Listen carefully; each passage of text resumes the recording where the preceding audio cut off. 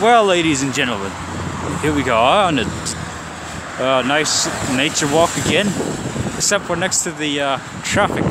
Sorry it's a bit windy, but it'll take a while till we get back to the apartment. Be alright. I bought some Dr. Scholl's for my shoes, by the way. It feels mighty comfortable. But it's great.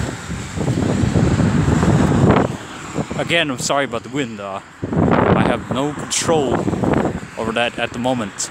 At the moment, I mean, at least not yet. Just kidding. Let's check out this place over here.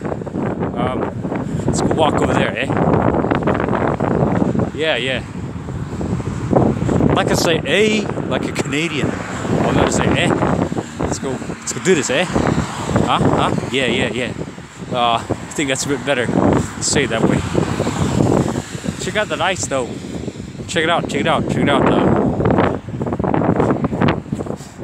covered mic. Look, there's even a bench and wildlife. Got wildlife over here. They're honking at us. Hey you. What you walking away for? Yeah, that probably scared me. Yeah.